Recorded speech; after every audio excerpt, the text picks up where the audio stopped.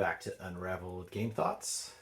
Unfortunately, I do not have Lord of the Rings Journeys in Middle Earth. Journeys in Middle Earth.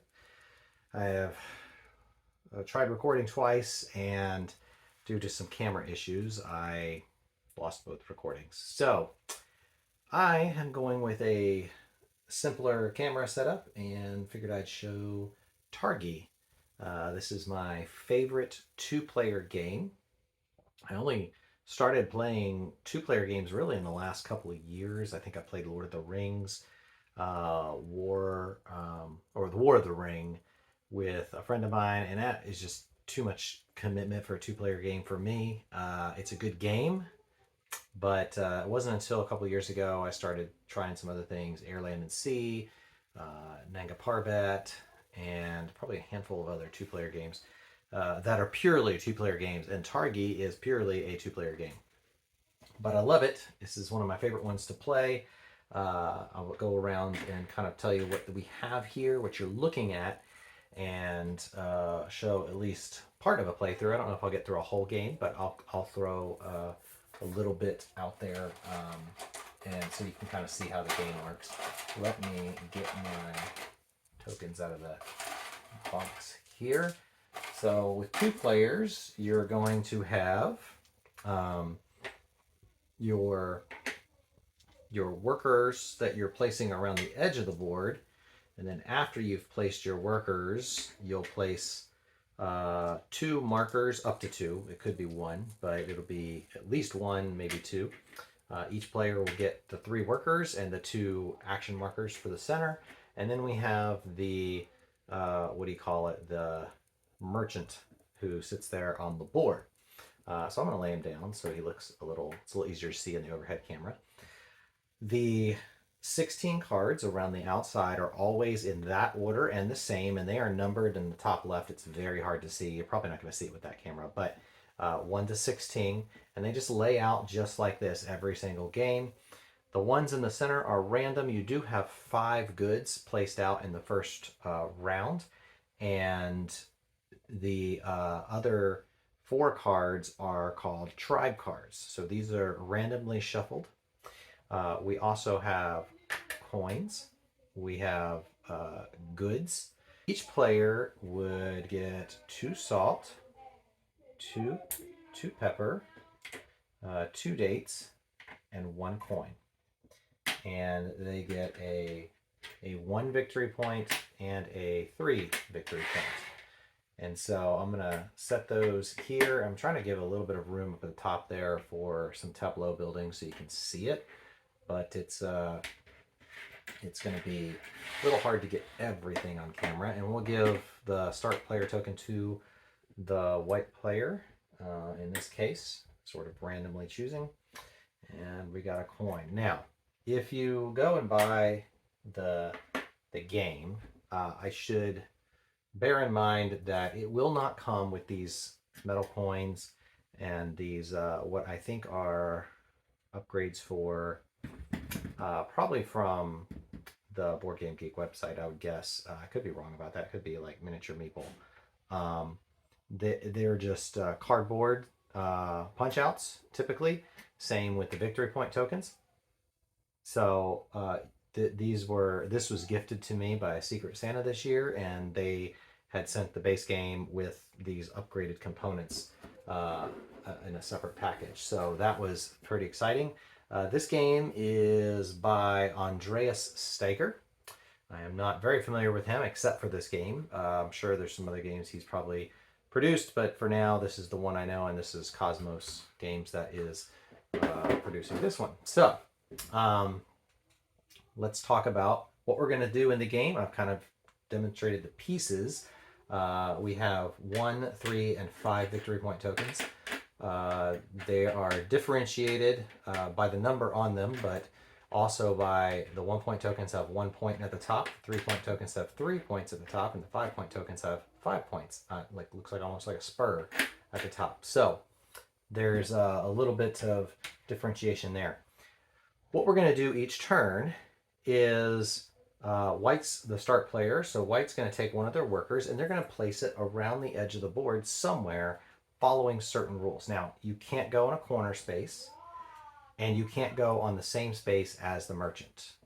And if the other player had a worker, say there, I can't go either on that worker space or across that worker space. I have to go in a row column that is free of another worker. Save the merchant. I can go across from the merchant. I'm allowed to do that. But that's the only one that I can go across. So, beginning of the game, largely, I don't know what I'm going to build. So I'm going to look at some of these cards. Coins are pretty hard to get. So being able to grab a coin would be not too bad. But the other player might be going after a coin as well. So I also have to consider what they might be going after. Well, I like this option because Fata Morgana will let me move one of my action tokens that gets in the center to a different card. And so that would give me the option of maybe getting that token when I otherwise wouldn't. Now the blue player will get to place a resource, and the blue player sees, I don't want to let him get that coin. I'm going to grab a salt here just to prevent the grabbing of that coin very easily. Normally, if I was to go here, I would be able to get that coin, but since he's going across, I can't place a worker there. So it's going to come back to white, and white's going to get to place a worker. But I have the Fata Morgana, so I am probably going to have a chance at getting that coin anyway. The question is, where would I like to get resources? I'm a pretty big fan of the caravan action, so I'm going to grab there.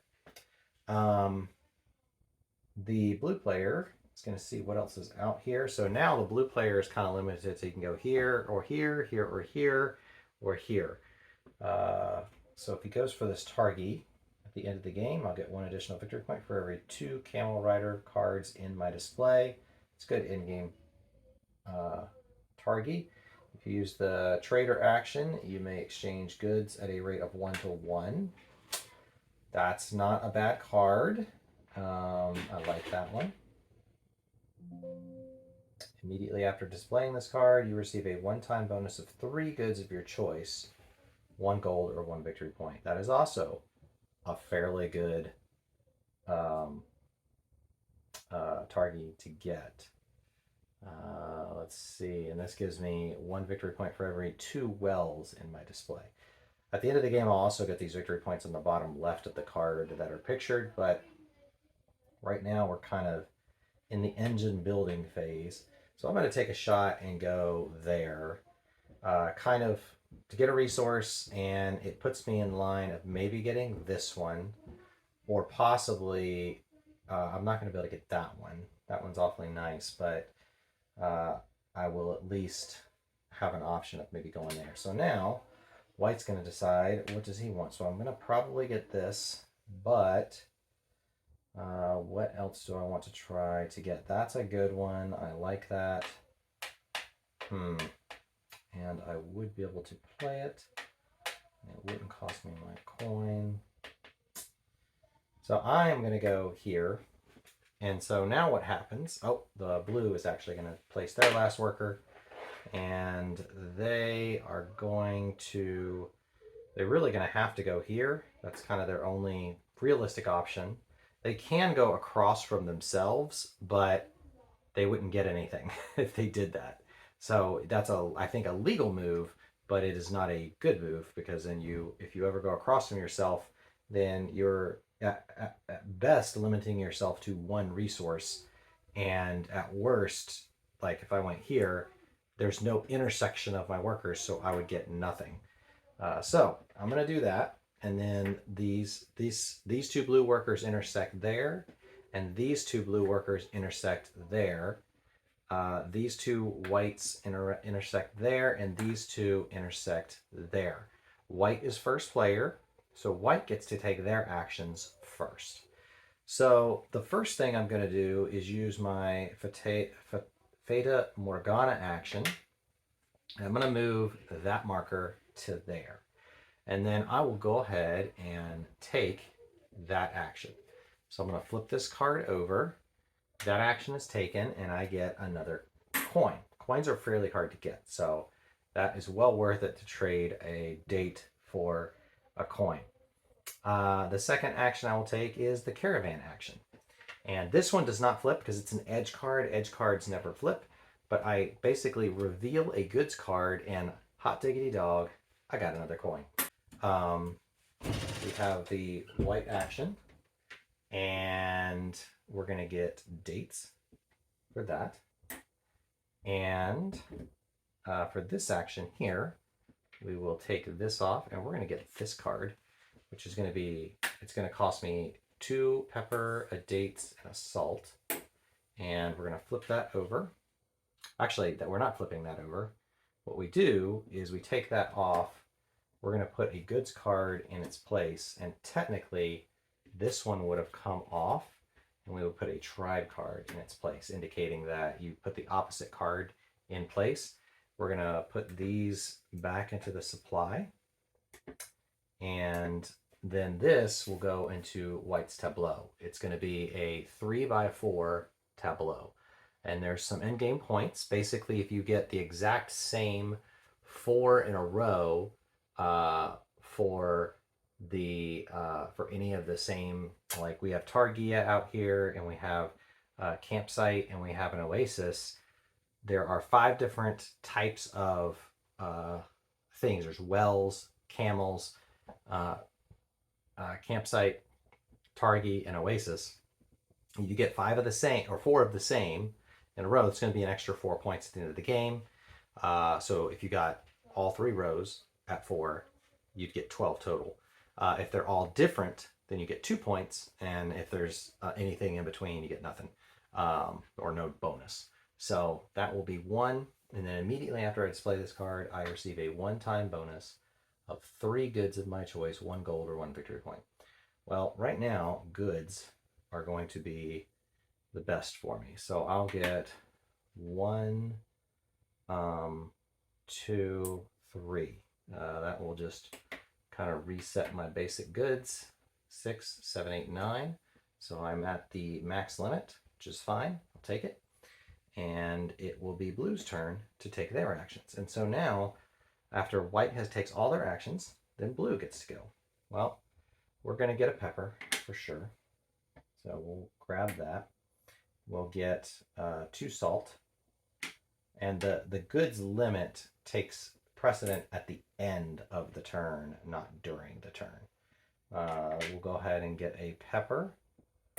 And then we have this card here we can also obtain, and we will. Now this card it could go to my hand, or it could go to in play. Well, I'm definitely going to put it into play because now I'm at 3, that's 6, 7, 8, 9. I'm right at 9. And so we're going to give a Targi card to the blue player, which means a goods card goes in here to replace it. And that is essentially a round. Now at this one, at the end of the game, I receive 1 additional victory point for every 2 camel rider cards in my display. At this point, I have none, but that's okay. So then we would flip over these cards. These other cards that we did not end up using, nothing happens to them. But now, as you can see, you get a different array of cards from round to round, and then this merchant will move to here. And then the first player token will come over to the blue player. So now the blue player gets to choose first. Blue player has tons of goods, really needs to use goods, but also has the problem of none of these coins because he used his coin the last round. Camel cards would be best, but there are no camel cards out there. So I think he's going to go here and end up getting a coin. That might be the most beneficial. So then white is going to take a turn. White has plenty of room to get stuff. Doesn't need tribal expansion. Exchanging things at a 1-to-1 rate is pretty good. White's going to kind of shoot for that. All right, blue is planning to do this. We're going to have to trade some goods. We're going to need salt. Blue's going to do that. Because that's also going to give more goods down the road. And it keeps white from just getting that card outright. And I can't go here. So that is unfortunate. I could get straight out victory points. Not bad. I think I am going to take a stab at just getting, well, see, I need to use my resources.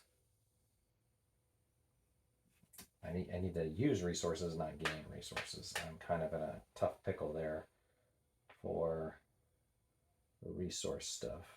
And I can't go here because blue is there. And this is kind of where the crunchy decision making starts to play out in the game, because there's a little bit of, you can block the other player. Now you're in a little bit of a resource management phase, at least white is, because I'd like to get that card, but I don't have a good option because blue went there. I can't go there and just make sure I can get it. The silversmith is probably a good way to get some easy victory points, so I might do that. And then blue gets to place their last player, or card here. Blue's got tons of resources. Hold on. And then white is going to get to do their last worker. Oh, where do we want to go? That one's not terribly helpful. That's probably going to be the most helpful at this point in time. So we'll go with that. All right. So blue is first player. Blue gets to take their actions first. And right now their intersections are there and there. Whites are there and there. Blue is going to gain a salt, and blue is going to gain a coffee, and blue will do the caravan. We'll see what we get. Oh,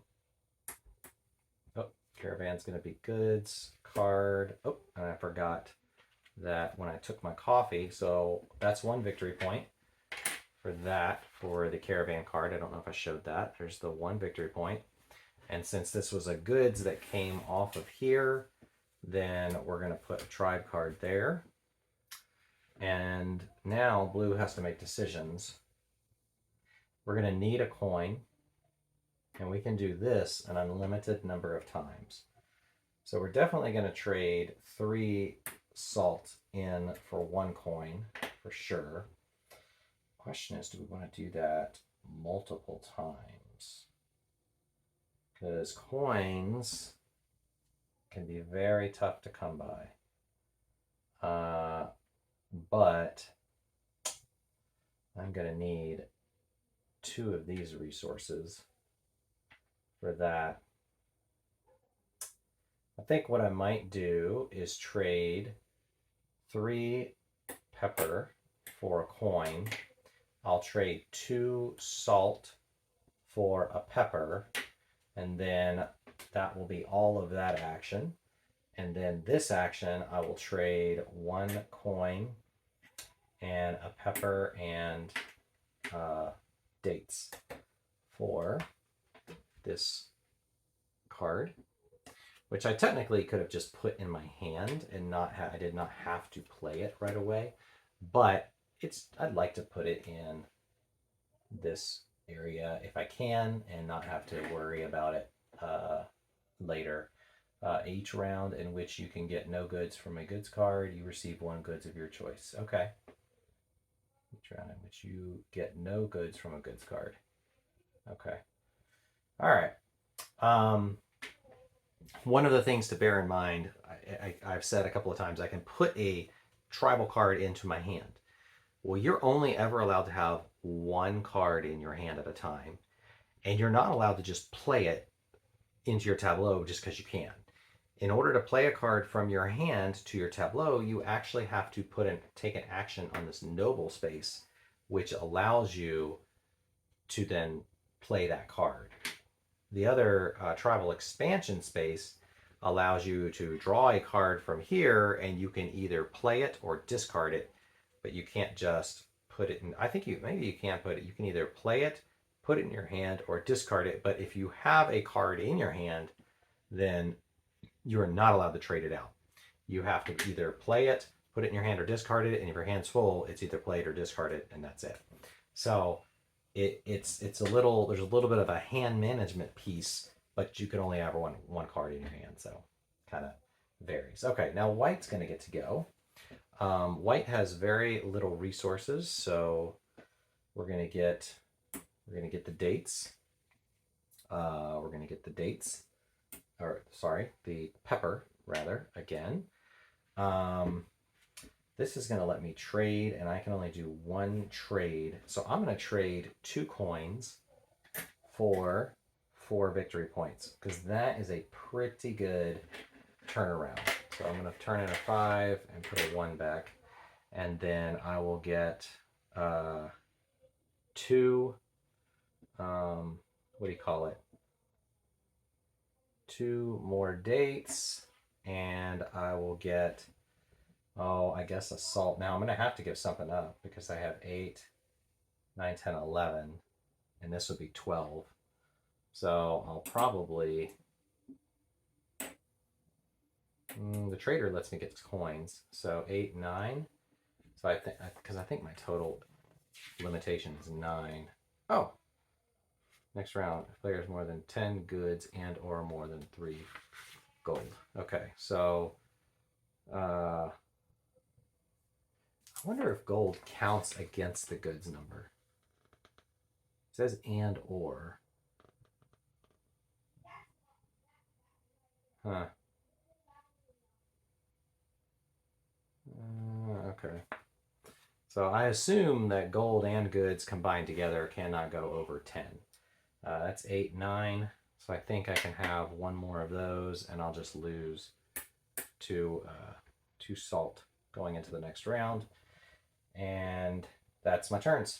So not as good on the white there because of the action efficiency. I lost a few things, unfortunately, but such is life.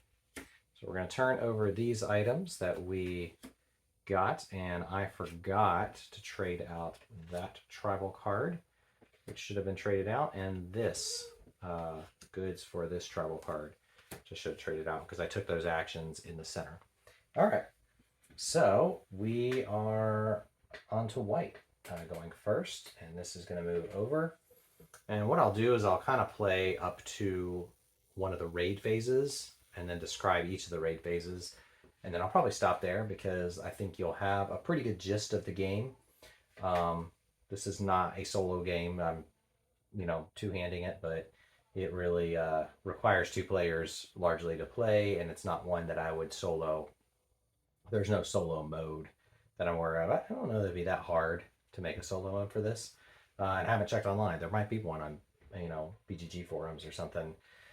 But it's a lot more tense and a lot more fun if you have a player to play against. So white, what does white want to do? Well, white is probably going to try to make use of this trader action and get some more goods there. That makes sense. Blue really wants camel riders, and here we have 2 camel riders out here on the field. Tribal expansion, not terribly necessary, and we don't have a ton of goods. This one, if I put it in my hand and then I get to play it in the rightmost spot, it's 2 additional victory points. That's kind of nice. Pay 1 fewer of any goods required to add camel rider cards to my display. That is an awful good one. I do like that. I think there's no way for me to guarantee getting that card. And I don't necessarily need dates. I'm going to go with the caravan to try to get that. White is, I should probably just laying these down. You can see them easier on that overhead camera. White, what is white wanting to do? White needs to use some of their resources. And this is not a bad one. I don't need a noble. I do need to use resources. If I go in this row, I guarantee myself at least a card of some sort. So I'm going in that row. Blue really wants this, and so blue is going to go there, though not ideal because he's not necessarily planning on the Fata Morgana. It might be helpful. We'll see. All right, white is going to have to go here, here, here, or here. This is potentially worth some victory points, and I need to use my items. I could get that card. Not bad, but I don't have enough of those. Tough choice. I could go here and put that in my hand and maybe use it later. Nothing is particularly awesome with that. I think I'm going to use this space here, which is going to get me those two. Oh, and blue gets one more. I nearly forgot. So blue doesn't want to go across, so here or there, and probably getting a resource is going to be the best option. So that's what blue is going to do. And white goes first. Okay, so I got two cards here that white can potentially purchase for every two well cards. So that'll give me more bonus points for well cards. We haven't seen any come out yet. Pay one fewer of any goods required to add Oasis cards to your display. Oh, this is a tough decision here. We're definitely going to get a pepper. So we'll go ahead and grab a pepper.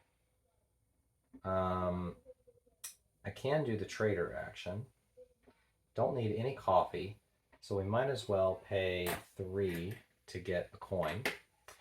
And we'll pay 2 pepper to get a salt.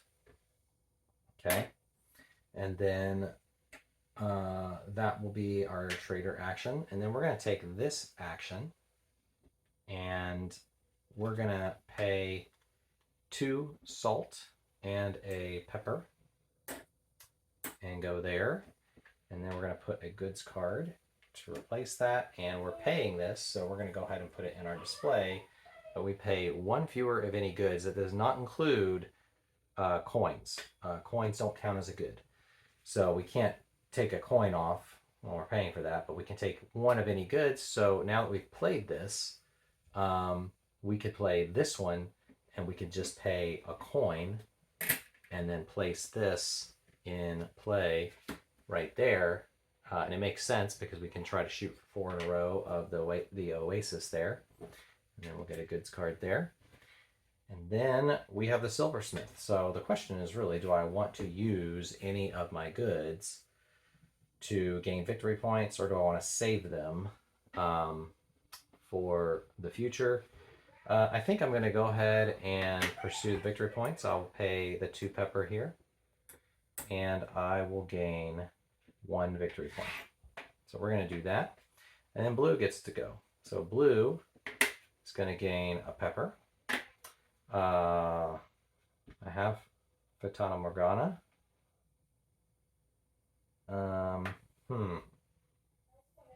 Would I be able to navigate that? Let's do the caravan card and see what we get.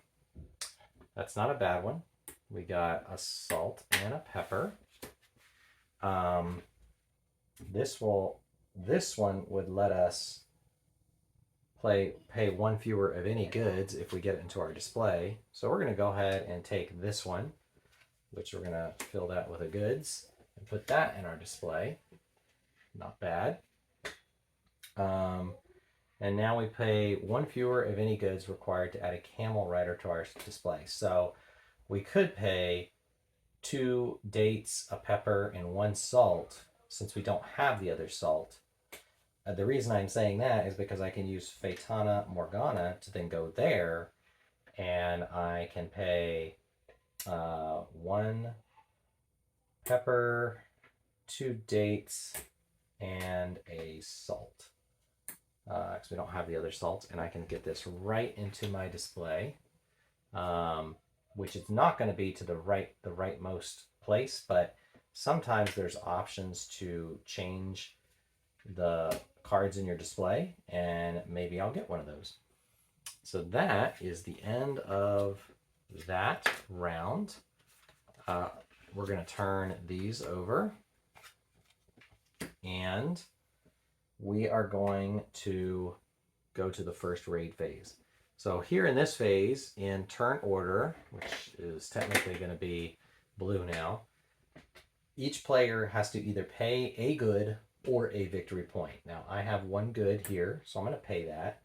And white has 1 good, so they're going to pay their 1 good because that's better than a victory point. Although I could have paid a victory point if I'd wanted to. So that's my good, and excuse me. Now the raider goes here, and we will continue rounds that way. So every time we get to a raid, on the second raid, it's 2 goods or a victory point. On the third raid, it's 3 goods or 2 victory points. And on the fourth raid, it's a coin or 3 victory points. You have to pay one or the other of those things. So that is the end of one, like there's 3, that's basically the end of 3 turns. So you have 3 turns raid, 3 turns raid, 3 turns raid, 3 turns raid, or end of game. And whoever has the most points at the end of the game will win. And those points are going to come from different areas. So your tableau, you're going to count the points at the bottom of each card in your tableau. You're going to get the bonus points if you have 4 like symbols showing on the left-hand side of your card. Each row that has 4 of the same gets 4 points. Each row that has 4 different symbols gets 2 points. And then some cards are going to give you bonus points as well. If you, like, for instance, if this one's on the rightmost slot in the tableau, it's going to get an extra 2 bonus points. And then this one here, it's 1 additional victory point for every 2 camel riders in the display. So, like, that's 2 camel riders. That would be at least 1 extra point. This one, every 2 well cards in my display. So I'd probably be chasing after well cards in future rounds in order to fill out as many well cards as I could to try to get bonus points that way. And of course, you can get some points in the game, as I did by trading them in at the silversmith. That gave me some points here, but that's only a one-off trade. You can't trade this multiple times the way you can the trader, where you can do it unlimited times. So there's some bits and pieces there that go with that. But every ability on the different cards can do different things. Some cards will let you, normally you can't move cards in your tableau, but some cards will let you switch 2 cards in your tableau once they're placed. There is a strategy to getting some cards in your hand that you want to play later. So if I had put this card into my hand rather than paying the resources, then at the end of the game I could have played it later, or tried to play it in the last round or something like that after I'd filled out my one of my rows, or at least gotten 3 cards in one of my rows. Then I could have put it at the end. There's various ways of going about doing that, but usually the games are pretty tight when you have equally experienced players. Usually get some pretty close scores. I want to say, between 16 and 21, something like that seems to be what the average score is. But it's fun. It's a nice tight game. It does not take long to play. I would say, what does it say on the box here? It says 60 minutes. I would say 60 minutes is probably on the longer end, and mainly if you're taking extra thinking time. If you have 2 players that are playing at a relatively good pace, I would say 45 minutes is probably more normative, maybe even 30 if you're going real fast. It's not hard, it's not complicated. Once you kind of know the rules and how the different parts and pieces work, it's not hard to just get this game going and get it played in a fairly short period of time. But that is Targi. Thanks for watching. If you have questions or you notice I made any mistakes, please post them in the comments. I would highly recommend this game as a good, like, if you have the one person in your life that you play games with on a fairly regular basis, I would recommend this game as a great filler game. It's not hard to get out, it's not hard to set up, and it's not hard to put away. It's in a pretty, I mean, you can see that this, the box size here, it's not very big, takes up very little space on my shelf.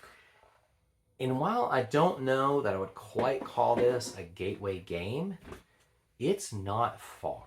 It's a pretty easy game to teach and learn, and I would not be this is one I would be okay buying for somebody who hasn't played a lot of modern board games, because I think they might be comfortable with this. I'd say it probably is a tad more complex than Jaipur, but not by much. And I think this is better than Jaipur. I've had Jaipur for a while. Actually, it's one of the two-player games I've had for a long time, and I like Jaipur. My daughter likes Jaipur, but this one to me is a little more fun. Jaipur I think is a little faster. It's a smaller box, a little easier to transport, but this one's not bad. I will probably be taking this on trips when we go on camping trips and things like that, because it's very pretty. It's not too much table space. I think this would fit on our camper table, and definitely would fit on a picnic table. And outside of maybe the cards possibly blowing around, that would be the only. I wouldn't play it in a windy day, but it's a pretty easy light one to pack and take. So there you go. Until next time, thanks for joining me at Unraveled Game Thoughts. As usual, post comments, like and subscribe if you are inclined to do so, and I will post my Patreon page and is it Patreon and Ko-Fi in the bottom, and then I will or in the description, and then I'll post a sub price if I can find this. This will be listed somewhere online. It's not too expensive, probably in the $20 range, maybe less. But I'll post the lowest price I find in the description as well, in case you're looking for it. Thanks, and have a great day.